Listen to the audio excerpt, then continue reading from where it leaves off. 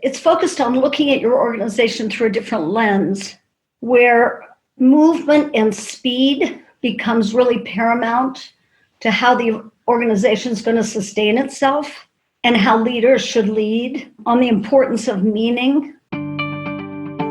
Welcome to Create New Futures, thought-provoking conversations with leaders, experts, and interesting minds. Join us as we explore ideas and reflect on practices that you can use and apply to create and shape the future. With your host, author, and strategy consultant, Aviv Shahar.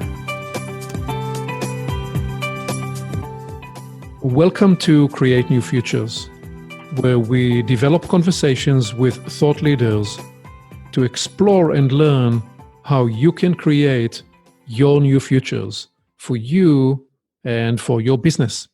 This is Aviv, and today I'm speaking with Cathy Sunshine.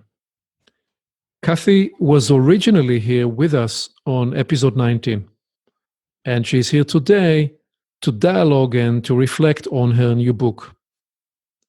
Cathy is the founder and president of the Sunshine Group, a consulting and coaching firm specializing in family business, leadership transformation, and organization design. She works with leaders and organizations to break through blockages and to produce turnaround growth. Through her work, Cathy helped hundreds of teams improve performance and create transformational results. Cathy, congratulations on publishing your book, Synced. It's great to have you here. Welcome. Aviv, it's a pleasure being here again. Thank you so much for the opportunity of chatting and talking about Synced. So tell me first, how have you been since publishing your book? How is it being received? Well, I've had one book signing, a couple of parties. For people that know me, from what I understand now, the clients that are buying books for themselves and their teams, it's being received well. I'm told that, and I tell people it's much like a primer where I've laid everything out. And for those who know me, their feedback is excellent. But what I'm told is, as they read it, each page has different layers to it. So they realize, on the one hand, it sounds relatively simple and straightforward, but that begins when they start to think about it, they peel back many layers. So I think I'm happy with the way it's received. Yeah, that's great. So it means that there are more layers of meaning and potential for people to internalize. Tell me first about the thinking behind the name of the book. Explain the name Synced and why you've chosen to call the book Synced. You know, I think really at the heart of any organization, and it could be a business, an institution, any entity, is the interconnection, the synchronicity between its purpose, between its customer, and its internal operations.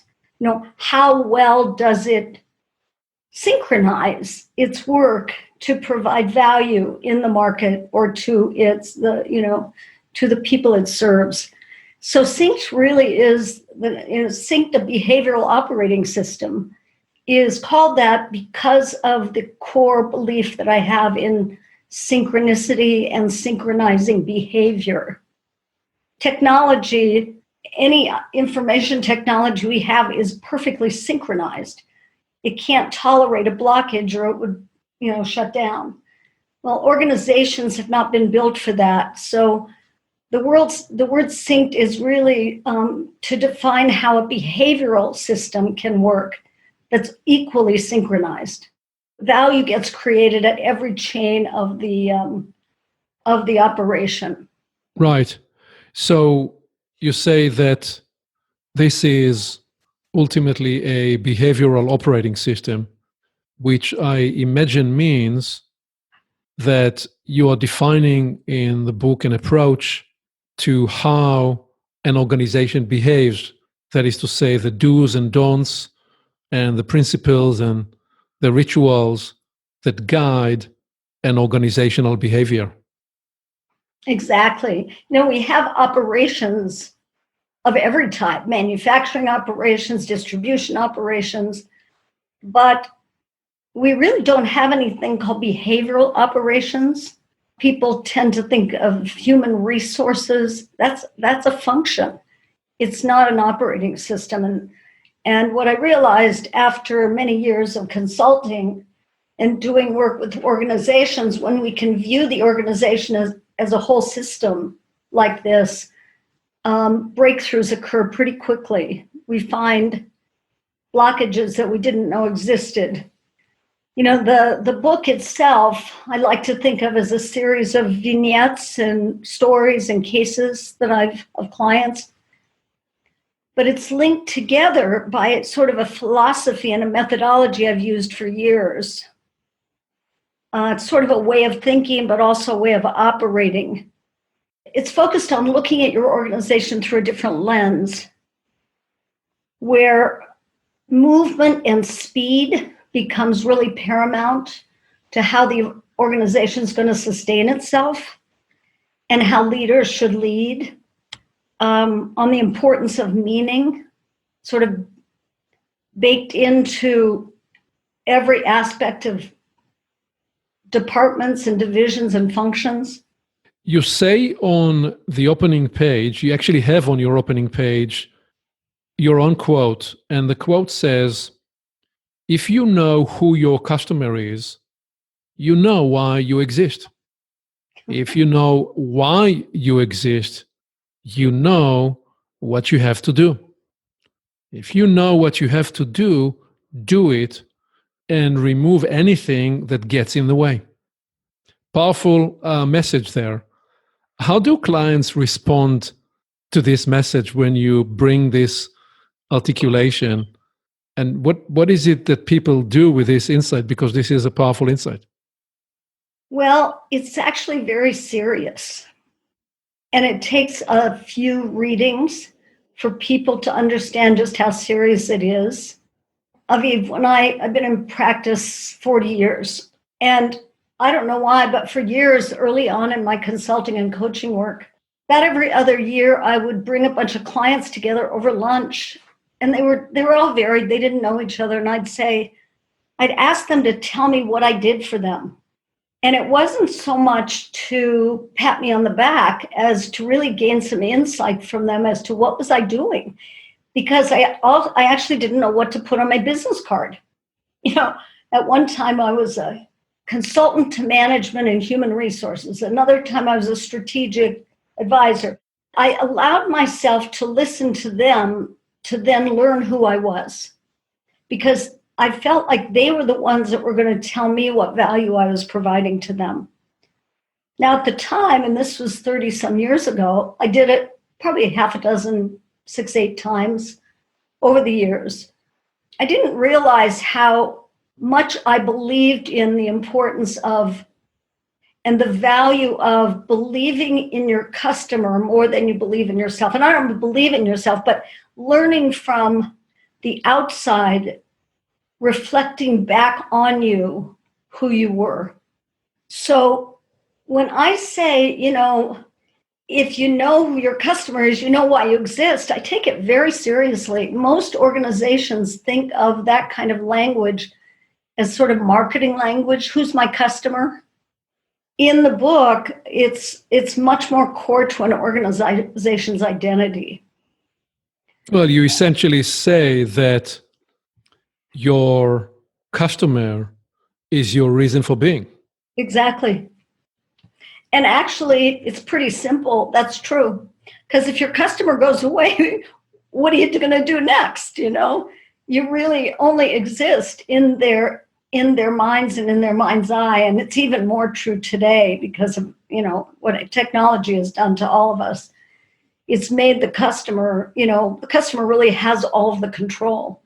But the actual belief about how your identity is created based on what you have provided to another is a very complex and confusing concept for most. And it's only in the implementation of it that my clients gain insight. They go, oh my God. It's usually an aha once somebody realizes that. Right. You then also say that when you put the customer first, you ought to proceed with making bold promises.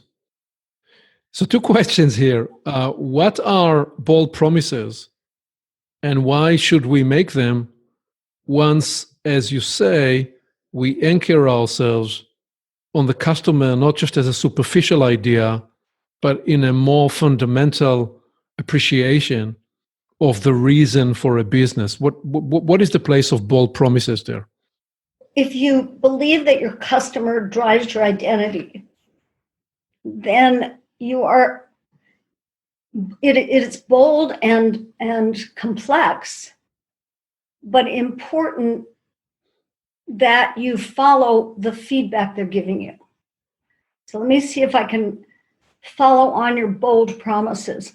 Most clients, most businesses, we've learned to understand our mission and our vision and our values internally. And the marketing work that we've done, we identify who are we unique to, who's our market, who's our customer, and we identify those customers in our own way. Our marketing department targets a customer in order to provide value, sell products, sell services. And we make promises to them about what we're going to provide. In today's day and age, those promises become really critical because unless we deliver on those promises, the customers have many other options.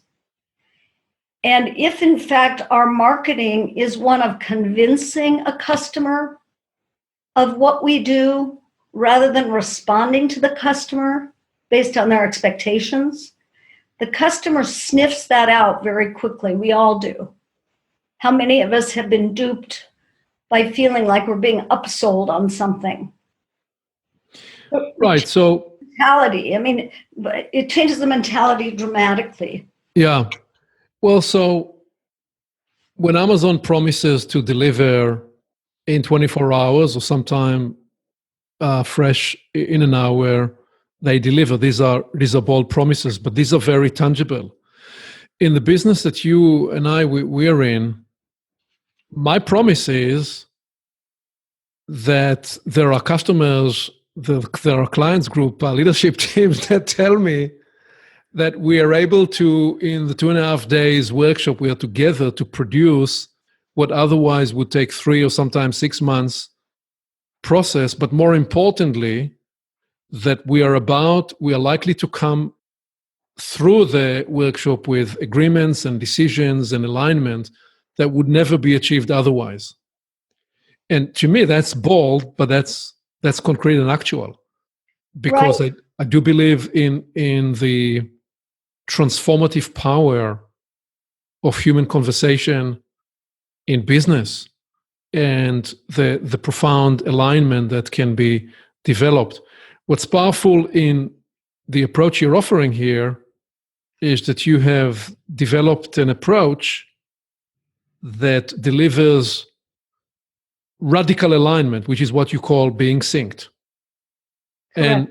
And I wonder if you can describe at a high level this idea of ranked advantage design. Just give us, obviously there is a lot in the book about this, but give us the introduction to this idea which is central to synced. Let me go back to the comment you made about how you produce bold results. Please. First, I'm sure there are hundreds and thousands of consultants that work with teams of people to what they would say produce results. They are coming there with tools to produce a result. What I would suggest is that the bold promises that you make and your ability to deliver on them come from your creating a presence and an environment that enables them to become bold. that you're actually mirroring that customer in a way that they can come alive. So you're not targeting them to lay something on them, but you're building an environment that enables them to have a presence with you that establishes fundamentally powerful results.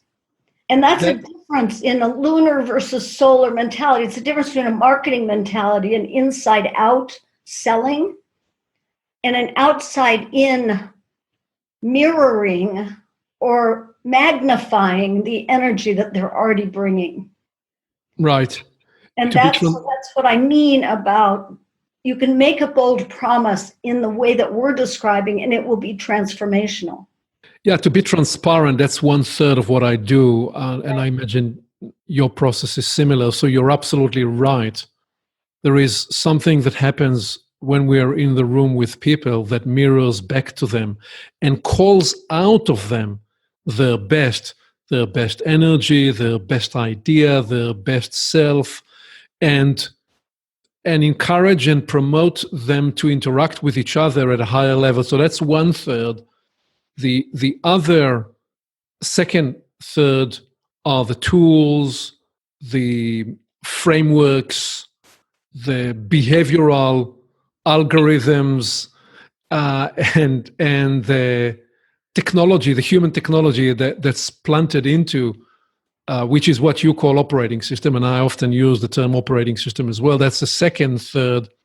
And the third third is actually navigating the experience as a holistic, unified choreography that comes together like a symphony and integrates the culture, the strategy, the organization, and the future we're looking to create. And what's compelling for me in what you've created in Synced is that you seem to be doing that very thing yourself in the kind of methodology that you're describing in the book, which is why I'm asking you to talk a little bit about the ranked advantage design. Let me take your 3 pieces and lay it right on top of the philosophical framework and the methods that I have in the book, because they're simply totally in alignment. Okay. What we just talked about was, I in my book, I talk about 3 critical propellants or elements: customer, structure, and throughput. Yep. Now, if I lay that on top of what you said, the first thing we talked about was transparency with the customer, which is what we talked about earlier, how the customer becomes you, you become them, and your work with them becomes absolutely transparent. In essence, becoming them, aligning with them. You have brought them into your sphere, even though you're an individual, not a business. So that's the first third you talked about. That to me is the customer. And from where I sit, organizations have to actually pivot. It's as if the center of gravity has shifted for organizations to the outside. So our center of gravity as consultants and organizations has to shift as well. We have to pivot from the reality of the customer in, from the outside in rather than reverse. And that's what you're doing in your transparency. The second third you mentioned is what I talk about with structure. So I talk about structure as my first, customer as the first, structure as the second, and throughput, which is your choreography, as the third. So we're anchored on the customer. The second third is really structural. I believe that structure has the power. Structure is a container that has the power of creating flow, of an enabling flow. Structure, like the choreography of a symphony orchestra, has a very compelling structure that enables the music to flow through it. Well, organizations today, in the second third, that I call structure, the methodology I use is called a ranked advantage design. It's a way of designing your business for flow or to enable throughput. It's not the usual and customary org structure, because I think we need an org structure. You can have a hierarchy that tells who reports to whom. But in a ranked advantage design structure, you're actually deconstructing the functions inside the company and building a ranked advantage based on who they serve. So hold that thought there for a minute. Sure. Because let me read at this point from page 17, where you talk about those three levels, right above the diagram where you show the customer structure and throughput. So you say the levels consist of one, maniacal focus on your anchor customer, your reason to exist, and the connection you have to the outside world. Two, synchronized structure, the container in which you conduct all internal functional activities in service of your anchor customer. And three, low viscosity, throughput, your agility, the integrated and cohesive movement within your organization that enables it to perform brilliantly. So I stopped you mid-flight as you're talking about structure, and I know we want to come back to structure in a minute, but can you explain this idea of low viscosity throughput? What's that?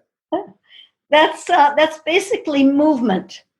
It's the release of any constraints in the system.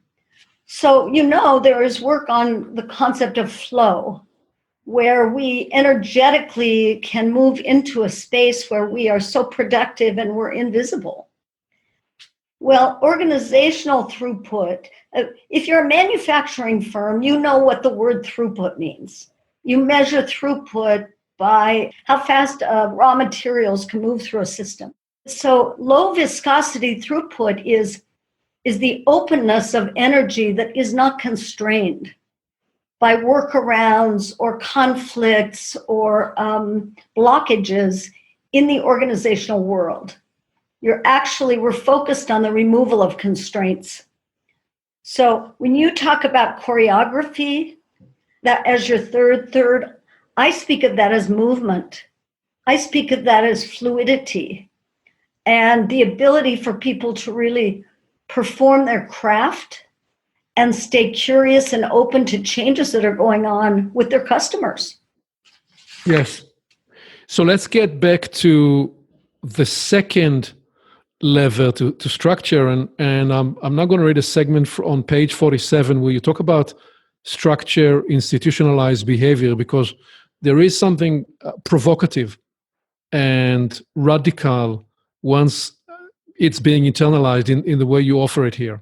And you say, structure is a type of container or framework that organizes behaviors in a certain way and fuels experiences. Structures can be architectural and physical, such as in the blueprint of a house, or the way a beehive is designed to produce and store honey. Structure can be a set of understandings, agreements, and rules that direct and organize all types of behavior. Structure defines the way things are done, and structure, therefore, results in the creation of a culture. Another three bold lines in uppercase, and the first says, structure institutionalizes behavior, behavior drives performance, and performance determines culture. So the differentiating idea here is that you assert that structure determines behavior. But again, you're not talking about merely, as you said, organizational design in terms of who reports to who. You assert, as you started to explain, a much broader idea of what structure is as the container inside of which flow is being made possible. Correct. And in what I call ranked advantage design, it's actually the methodology by which this can occur, where flow can actually occur. But the reason I call it ranked advantage, we've become accustomed to thinking in terms of serving each other internally. I serve you and you serve me, and we're a happy family. In a ranked advantage design environment, in a synchronized environment, we actually prioritize and rank advantage between the supplier and the customer internally in a company. Mm-hmm. So it's in the internal service structure gets designed, but it's designed in a certain way so that there really are ranked advantages based on who you serve. So priorities become much more easily determined. People aren't as confused in order to make decisions. They can make decisions in a much more clean way, and there's no ego involved. What would be an example of that you can offer? Well, one of my clients is a technology company. It's a telephony and cable company. They've identified their anchor customers. And when you do that, by the way, you have to really understand who those anchor customers are and what they expect from you. So you're going to break it down, not just by their demographics, but by their similar expectations of you. Yeah. Let me just ask you to clarify. The anchor customer is always somebody outside the company. The Correct. End customer, the end user, the person paying for the service or the solution or the product? Correct. It isn't always the one paying for it. And it's tricky. I mean, there are 10 layers to identifying who the anchor customer is, because the anchor customer, again, is defining you. So you'll say, oh, who are we serving? Well, these are a list of customers. But what you're going to want to identify is who are the ones that actually defining your value in the world, which customers are. Now, I'm going to go off track and help bring me back, but I'll give you an example. Uber came on the scene and basically transformed the way we think about taxi drivers. I mean, we used to be in this vertical reality of taxis. You call the taxi driver, somebody picks up the phone, they order the taxi, they come to you, you pay them, you figure out a tip. I mean, there were 12 intermediate steps in the customer's experience of riding that taxi. When Uber first transformed that industry, they were the only game in town. It was brilliant because, again, it disintermediated all of the confusion and complexity that we feel, because it was really just an app. It was technology. If you needed a ride, you call for the ride, they show up, and you get there, and you didn't even have to worry about a tip. So it made the customer calm. Well, as Uber grew early on in its life, and it grew quickly, it incorrectly identified its anchor customer as the rider. Mm. So it said, well, the guy paying us is our customer. That's our anchor customer. So we're going to focus everything on the guy who's riding in our cars. But the truth is that the real anchor customer for Uber was the driver. Right.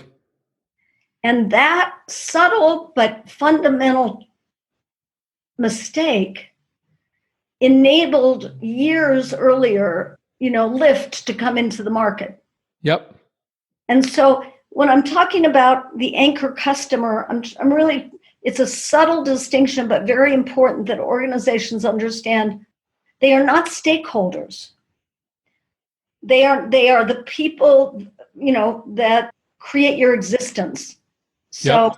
So that's a big distinction, but let me go back to your question. One more first on what you were describing there. So should internal functions in a company also be aligned to and have a line of sight to that external customer, which you call the anchor customer? Yeah, the ranked advantage design, which actually is a design, it's a structural design, actually enables the entire organizational system to have line of sight to the external customer. But they do it through their service to each other differently, through a ranked advantage service. So you asked me for an example. With one of my clients, they had identified their anchor customers. They had understood what those customers expected of them. And then we went to the inside of the organization to say, who's the most important internal function to that customer? And a discussion ensued between, is it the call center who takes orders from them and services them when they have a problem because they're in contact with that customer? Or is it the field people, the people who actually go out, install the cable, and meet the people face to face? And the real question was, they kept going back and forth. They said, well, it's both of us. It's the field. We're important. No, we're important. No, there was a little power struggle discussion. But in a ranked advantage design, only one can win. And by the way, it doesn't really matter which one, but the whole organization needs to agree on which one is the most important in the ranked advantage design to that external customer. In this case, was it the call center? Because the customer is calling in and they're talking to Susie on the phone, or not, or on the web, but they are in contact with the call center, who then dispatches the field. So the question is the field in service to the call center, or is the call center in service to the field? In their case, they determined that that the field was in service to the call center. Okay, just why is it so critical to define who is in service to who, rather than say simplistically that they are both serving each other? Because the expectations of the customer become paramount. Mm-hmm. So in the case of the call center, if they made a promise to that customer that they were going to be out there at 2:00, the field people had to follow that promise. Right. And because they were accountable to the call center, even though they were meeting the customer, firsthand. Right. This is a great example to the point you're making. Who are we ultimately serving? And what is the ultimate value that we will provide through this service? And if you follow that, it becomes very clear the directionality of the movement. It's very important that it be directional. And, in this case, it changed the way they use technology.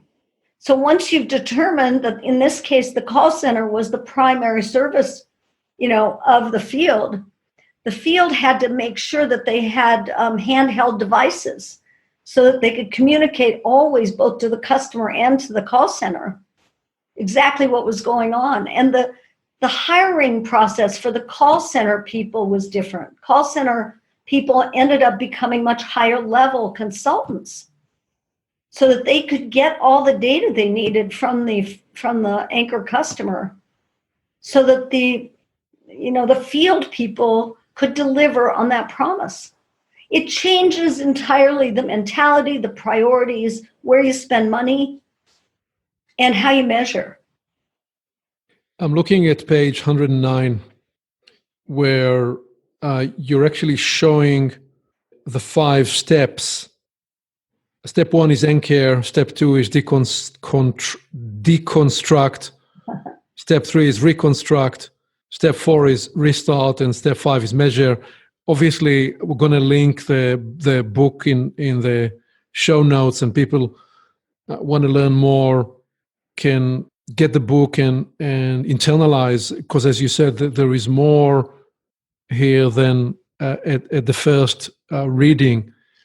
But describe it again at a high level, the idea of those 5 steps beginning with customer, through structure, all the way to throughput? Well, the book it describes a way of thinking and a philosophy, a philosophical framework, but it also shows how to operate it. Mm-hmm. And why it's critical. And these 5 steps are actually the operational steps to building a synced organization. The first is this anchor customer, really knowing who they are, much like I talked about with Uber. For many, many of my clients, the way they've identified their customers is not functioning well for them or won't in the long term, because in today's day and age, we have to move quickly and we have to provide value. And the value has to be determined by the outside customer, and they're fickle. Their needs change. So we have to be tethered to that outside customer in a way where we can sense their changes even before they can sometimes. So we're responding to them. So we have to be incredibly responsive and fast internally. So identifying who those anchor customers are becomes key. Otherwise, we can be distracted by all these extraneous people making demands on us. Right. So the first step is identifying that customer. And we talk a little bit about how to diagnose whether you have the right ones or not. In the book, we give a little checklist. But the second piece, so now you've identified those anchor customers, and that's really probably 60% of your work. But now you have to go internally and say, how are we functioning? And so the first thing we do is deconstruct all of our internal functions. Now, I don't care if you're a 300-person organization or you've got 30,000 employees throughout the world. You are functioning based on departments and divisions. Well, by the way, all this synchronicity, this scales easily. The ranked advantage design can scale to any size. So the second step is we actually have to step back and say, all right, what are our departments? How do we function?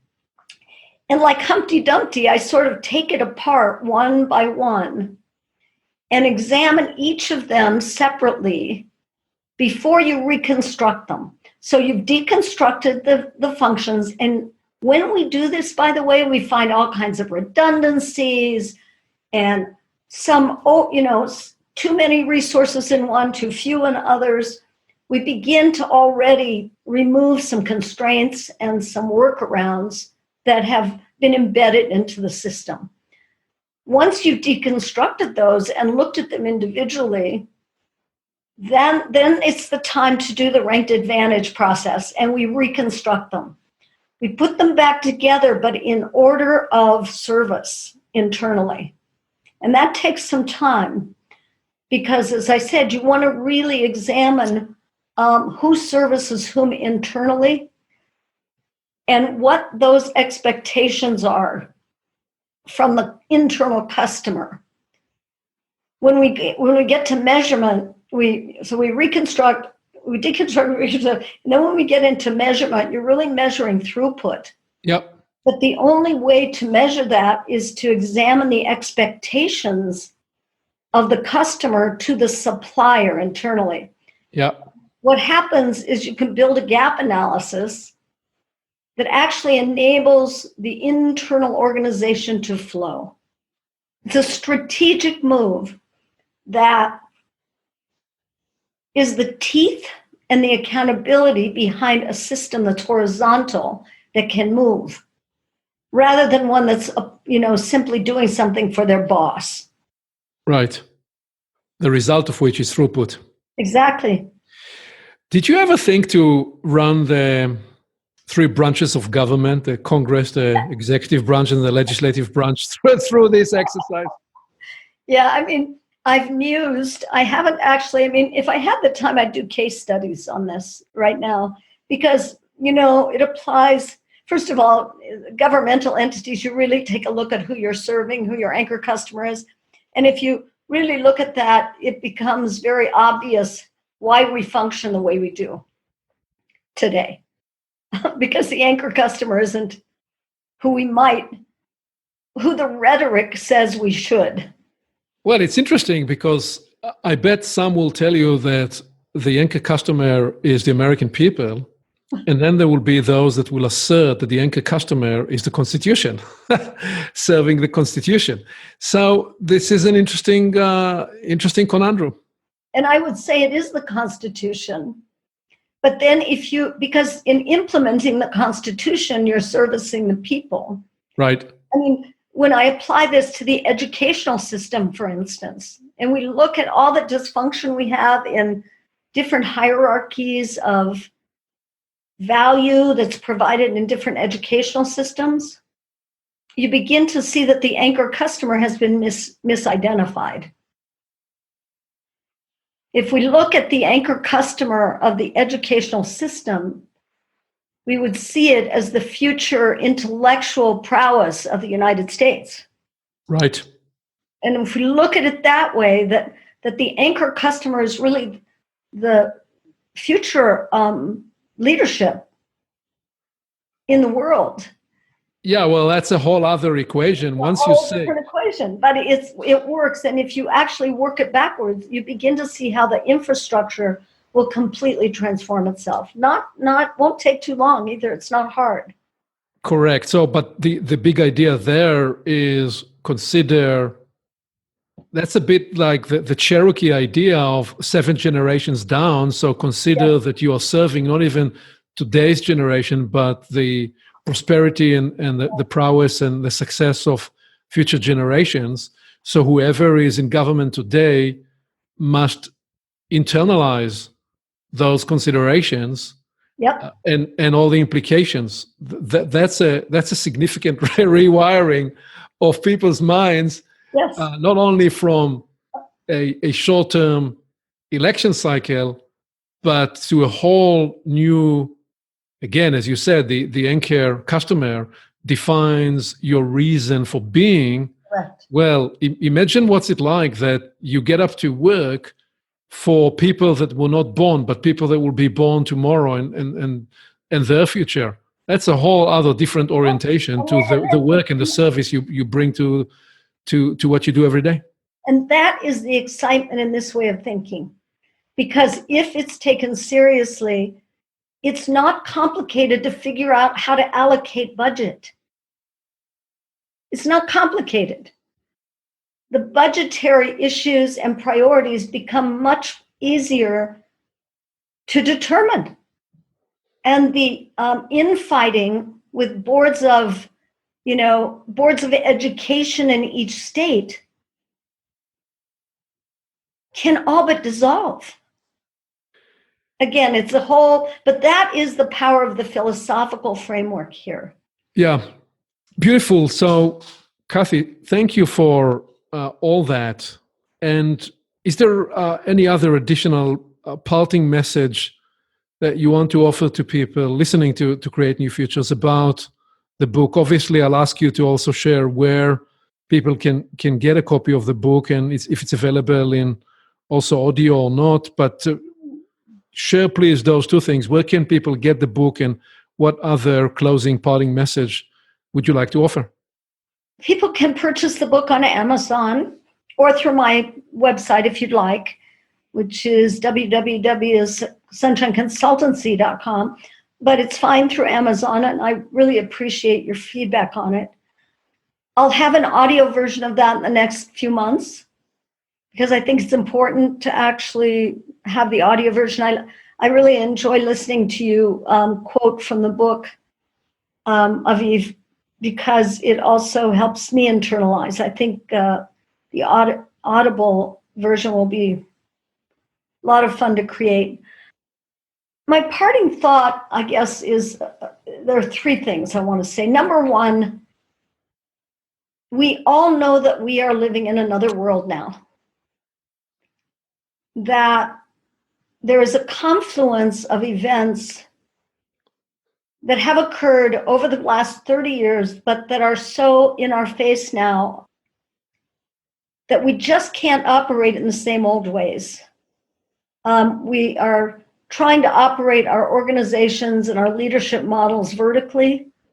One problem solved at a time rather than horizontally, which is building elegant solutions that can transform the questions we're asking. And so I want us to be sobered and understanding that we really are in another environment. The confluence of technology, globalization, and man's search for meaning has created a demand for change in organizations that want to survive over the long run. And I believe this answers it. Secondly, if you read the book, I really, really appreciate your seeing this as a primer. And please ask me questions, give me feedback, any of that. I'm really open to it. It's my first book, but it's really a book that is describing 30 years of work with organizations and leaders and what I've learned. And consider redesigning your organization for what I'm calling reverse flow, where you really build a culture that frees people to practice what they do best, frees them to focus on meaningful activities, and frees them to seek out and adapt to new information rather than being afraid of it. Because I think we have to reverse that paradigm that we're in around control. It changes the power curve of everything. And in the end, the organization itself feels much more free to be transparent because there's no reason not to. They're operating in response to the creation of value. And I think that is so lacking today. And Yes. it's showing not just what to do, but sort of how to do it. So I really appreciate the opportunity of talking about it, Aviv.